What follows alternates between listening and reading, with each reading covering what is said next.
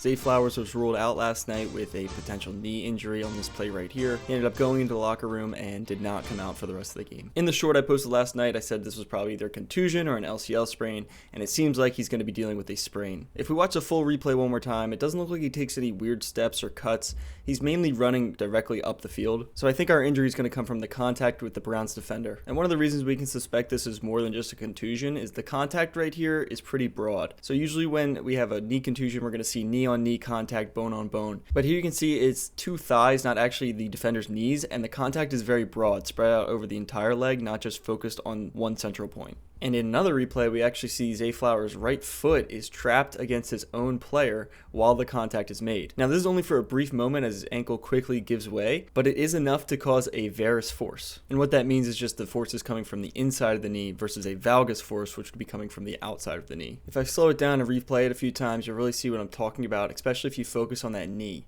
And then again, we see it happen in this replay as well. Later last night, it was confirmed that they do believe it's a sprain and he's pending an MRI. I'd be very surprised if this wasn't an LCL. Now, if it were a contusion, that would still be very painful as this area of the knee is not very well protected. There's no muscles to really protect you, and they just hurt. But your LCL or your lateral collateral ligament is going to sit on the lateral portion of your knee or the outside, and it's very weak to these varus forces, which will cause tension on the ligament and lead to a sprain. The severity of the injury is still unknown. However, some good news is he was able to walk to the blue tent and then eventually walk into the locker room. The MRI results will tell us more, but I would expect Zay Flowers to miss at least 1 to 2 weeks with this injury, with an expected return either the divisional round or the conference championship. This is a huge loss for the Ravens, and I hope that the MRI reveals nothing significant. But don't forget to leave a like on this video and drop a comment with your thoughts on this injury down below, as well as check out the other videos and shorts on my channel for more injury breakdowns, and subscribe to stay up to date on my latest videos.